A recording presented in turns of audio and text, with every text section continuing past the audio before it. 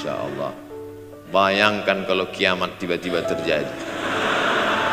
Begitulah agaknya terkejutnya kita. Kiamat terjadi tapi belum sempat berbakti kepada orang tua. Dosa belum sempat meminta maaf. Silap dan salah berapa kali kita kencing di kainnya yang bersih. Berapa kali dia tidak jadi tahajud gara-gara kita menangis dari Isya sampai subuh. Pakai pengawet nangisnya. Tapi kita tak pernah sadar itu. Kita menganggap kita di dunia ini dibesarkan angin. Kita menganggap kita ini bangsawan, bangsa yang hidup di awan. Berapa kali dia tidak jadi sholat duha gara-gara kita kencing. Berapa kali nasi yang sudah mau disuap masuk ke mulutnya tak jadi. Bahkan dia tidak makan sama sekali. Dan berapa kali makanan dia belikan hanya untuk susu, hanya untuk menyenangkan kita. Pernah kita balas. Dan dia tidak pernah minta balas itu. Oleh sebab itu siapa yang mengingatkan? Abdul Somad diberikan judul berat ini. Judul yang paling berat ceramah tentang orang tua, tentang ibu, tentang ayah. Jarang saya mau menerima judul-judul pengajian. Ini pun dikasih tahu setelah sampai di sini. Maka saya belok-belokkan dikit. Air mata udah mau menetes, belokkan. Nanti kalau saya nangis di sini, siapa yang ceramah kalau saya nangis? Oleh sebab itu maka yang orang tua yang masih ada beruntung dan bertua, bawakan dia rumah makan. Ada sahabat saya namanya Ustadz Lukman di Pontianak, bukan Kuntilanak. Mereka punya program namanya Bawa Ibu ke Rumah Makan. Keren nama programnya. Bawa orang tua ke rumah makan. Nanti hari libur adik-adik anak-anakku sekalian libur, bawa ayah bawa ibu ke rumah makan. Ketika Ustadz Lukman cerita itu ke saya, Ustadz Somad kita punya program baru nih. Apa nama programnya Ustadz? Bawa ibu ke rumah makan. Alhamdulillah Ustadz Lukman, seluruh rumah makan di Pekanbaru tempat tinggal saya itu semua sudah saya bawa. Almarhumah saya bawa sup tunjang, saya bawa rendang, saya bawa goreng ayam, saya bawa goreng puyuh, saya bawa. Cuman ada rumah makan ular sawah itu yang tak saya bawa singgah. Lain dari itu sudah saya bawa. Tak ada penyesalan dalam hati, senangkan hatinya. Apa pakaian yang dia suka? Orang tua itu tidak minta yang besar, asal ada sih. Pulang dari Yogyakarta sampai ke rumah, ini tadi ada nampak sedikit tanda terkenang. Kalau banyak makan sendiri. Ketika dia senang melihat itu, bahagia hatinya, nampak senyum di tepi bibirnya, pada saat itulah rahmat Allah terbuka. Pada saat itulah ridha Allah datang. Mengapa sulit mencari pekerjaan? Mengapa payah mencari penghidupan? Salah satu yang mempersempit ridha Allah itu adalah karena tidak berbakti kepada orang tua. Oleh sebab itu maka judul tema yang diberikan birrul walidain, berbakti kepada orang tua, bahagiakan. Ini ada juga ini anak-anak yang sudah sukses ini, papa, mama sudah meninggal, papa jangan risau, silakan terbang ke Yogyakarta, ada adik di sana, silakan terbang ke Surabaya, ada kakak di sana, silakan terbang ke Kuala Lumpur, ada keluarga di sana, jangan hiraukan. Kata bapaknya, kalian terbang itu saja kalian pikirkan, kemana aku hinggap tak kalian pikirkan. Ada sebagian orang ketika ibunya meninggal dunia, marah dia, mengamuk dia anggap kebahagiaan itu sudah hilang. Padahal membahagiakan orang tua dua-dua adalah tanggung jawab kita. Kalau dua-duanya sudah tidak ada Pak Ustadz, masih ada keluarga. Ada keluarga. Al-khalah bimasabatil saudara ibu, kakak ibu, adik ibu, sama seperti ibu. Sambung lagi silaturahim, buat dia senang, buat dia bahagia. Man ahabba yubsatalahu fi rizqihi, siapa yang mau lapang rezekinya, wa yunsa'alahu fi atharihi, dipanjangkan umurnya, falyasil rahimahu, hendaklah dia menyambung tali silaturahim. Bismillahirrahmanirrahim. Saya ceramah di satu kota. Sampai di kota itu saya melihat rumah besar, megah, mewah, seperti istana. Cuman saya segan mau nanya, gak mungkin saya tanya, Pak, ini hasil dari apa? Saya tengok, kawan-kawan saya yang ikut di situ seperti ngelihat kucing semuanya. Besar, mantap.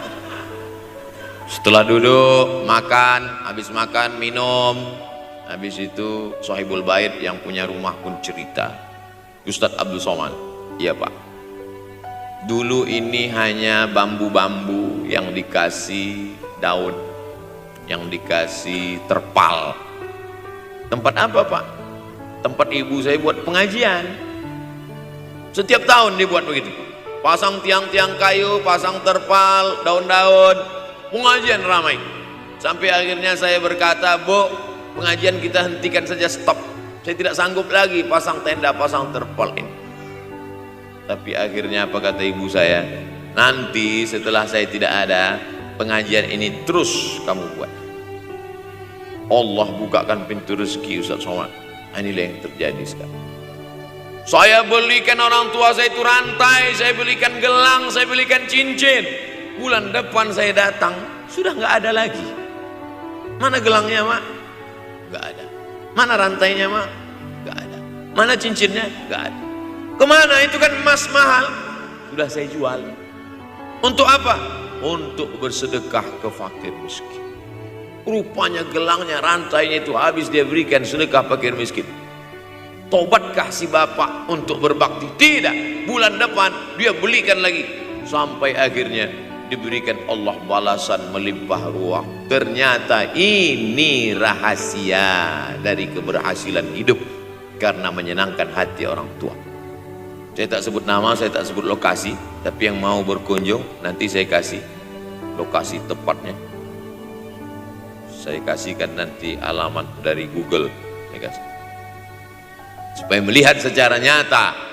Kalaulah rezeki itu hanya diberikan kepada orang yang bersungguh-sungguh, pergi pagi pulang petang, peras keringat, banting tulang, maka tentu yang kaya itu adalah sapi yang membajak dari pagi sampai sore. Kalaulah kekayaan, keberhasilan itu diberikan yang paling pandai memanjat, maka tentu yang kaya itu monyet. Tapi Allah berikan kepada siapa? Yang dia ridhai. Dan penyebab ridha Allah itu adalah karena orang tua yang senang hatinya. Yang sempat durhaka, tidak sempat minta maaf, meninggal dunia dia sudah, apa boleh buat? Kau sudah booking seat di neraka. Yang sudah sempat durhaka, tidak sempat minta maaf, meninggal dunia gara-gara dia pecandu narkoba, pemabuk, pezina, mati. Orang tua dalam keadaan susah. Berapa kali saya ketemu ibu-ibu selesai pengajian, pergi saya ke tempat parkir, ibu tua 70 tahun menangis. Ibu nangis kenapa Bu? Anak saya Pak Ustadz. Kenapa dia? Disuruhnya saya jual tanah. Mama jual tanah. Untuk apa mama megang tanah, udah tua aja pun jual. Mestinya anak itu yang menyenangkan hatinya di hari tuanya, bukan malah menyuruh jual tanahnya. Jual tanah supaya dia bisa bangun rumah, jual tanah supaya dia bisa menyekolahkan anak-anaknya. Na'udzubillah. Sudahlah tidak membahagiakan, malah menyusahkan. Ustaz, anak saya nyuruh saya jual tanah saya supaya dia senang, supaya dia dapat duit. Gimana nih Pak Ustaz? Mungkin si ibu berharap saya menjawab, ibu sabar aja ya Bu, sabar ya. Ibu salah tanya Bu, kalau mau sabar cari ustadz lain, ada spesialis sabar, bukan saya. Begitu dia kasih tahu, anak saya maksa saya jual tanah saya, Pak Ustadz gimana? Mana alamat rumah anaknya? Mana? Saya mau datang. Mana? Anak durhaka, neraka jahanam tempat kau.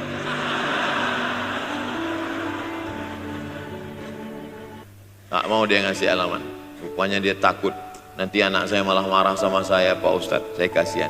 Mudah-mudahan Allah berikan kekuatan pada ibu. Tapi cerita ini bukan 1-2 contoh kasus.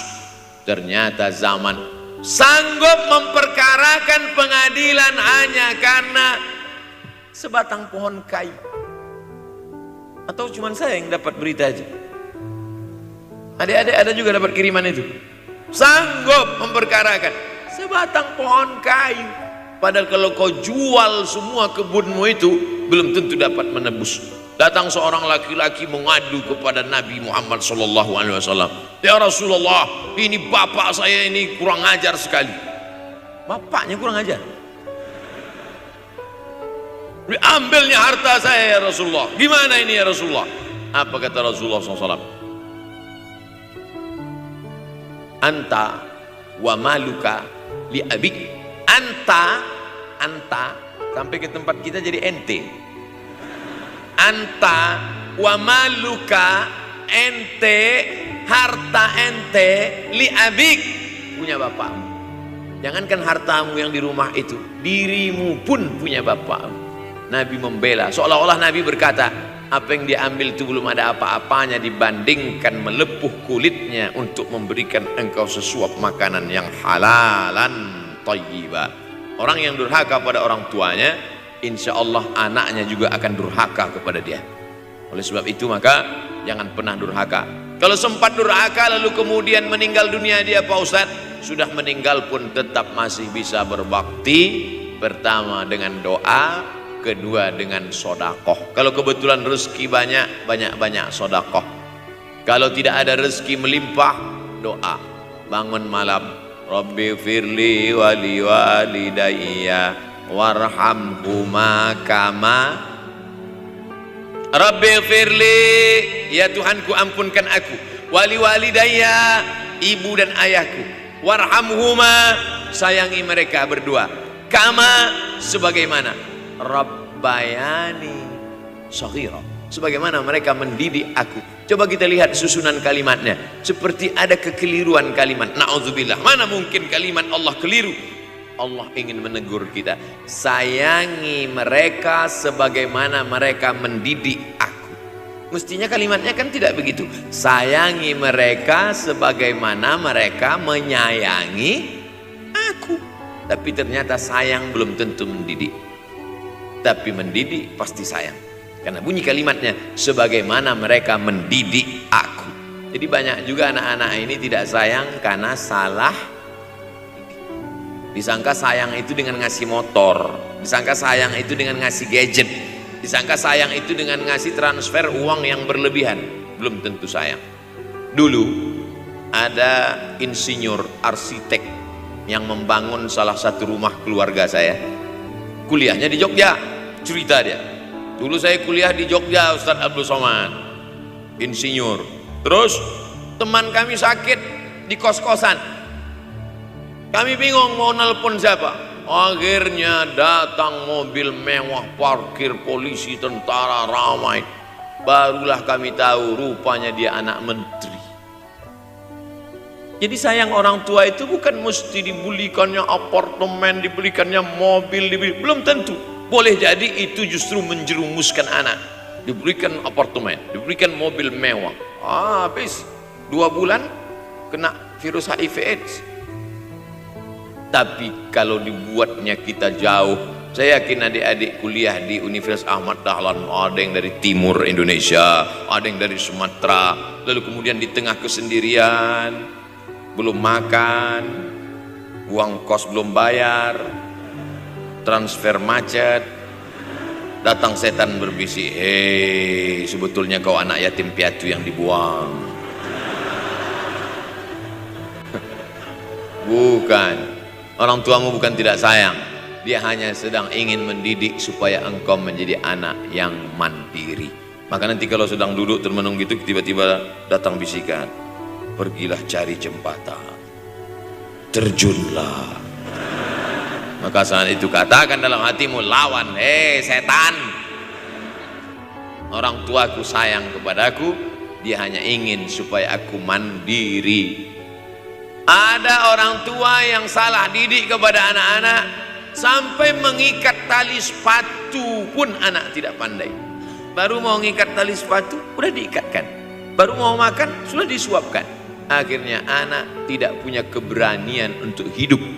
Harta dia punya, uang dia punya, materi dia ada, satu yang dia tidak punya, tidak ada mental. Tapi anak-anak, adik-adik Universitas Ahmad Dahlan adalah orang yang punya keberanian untuk hidup. Betul? Ini di hadapan saya. Siapa yang tidak punya keberanian hidup? Ini yang jam 5:30 masih belum hidup lagi. Ada ini tidak punya keberanian untuk hidup, hidupnya terlambat. Tapi mahasiswa Universitas Ahmad Dahlan punya keberanian untuk hidup. Bahkan mungkin dia lebih dulu hidup daripada saya. Lebih dulu bangun dia tadi. Alhamdulillahillazi ahyana ba'da ma amatana wa ilaihin nusyur. Tengok jam. Oh, rupanya masih jam 1, tidur lagi. Saudaraku yang dimuliakan Allah Subhanahu wa taala. Maka my life, my adventure. Hidup saya adalah petualangan saya. Ini yang mau kita harapkan, berani menghadapi tantangan. Ada orang yang menganggap hidup ini ya simpel-simpel aja lah Pak Ustadz. Tapi ada orang ingin hidup ini penuh dengan perjuangan. Sama seperti makanan. Ada orang simpel aja, nasi, kecap, telur rebus, dah cukup. Tapi ada orang mau ada goreng ayamnya, ada rendangnya, ada supnya, ada tom yamnya, ada lengkap semua. Begitu juga hidup ini. Ada orang yang simpel aja, ambil goreng ikan, makan. Tapi ada satu lagi enggak, pergi naik mobil sampai ke tepi hutan, naik motor, habis itu nyewa speedboat sampai di tengah laut mancing. Ujung-ujungnya ikan juga. Yang dia nikmati bukan ikannya, tapi yang dia nikmati adalah proses untuk mendapatkan ikannya. Paham? Itu enaknya ngomong sama mahasiswa. Coba kalau yang masyarakat biasa, kita udah capek cerita, selesai ada pertanyaan, Ustadz maksudnya tadi apa ya? Aduh, capek gitu. Saya terus terang kalau ceramah di depan mahasiswa ini bangkit semangat saya lagi. Ini sekarang rasa-rasa umur 24. Tapi begitu nanti sudah mulai agak jauh dari mahasiswa, balik 42 lagi. Nah, makanya saya senang kalau diundang ke kampus-kampus. Saya kalau di Jogja diundang di kampus terus, walaupun nggak semua nerima.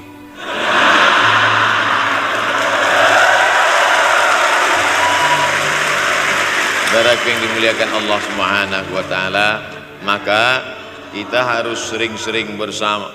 Apa ini takbir? Takbir itu ngusir setan.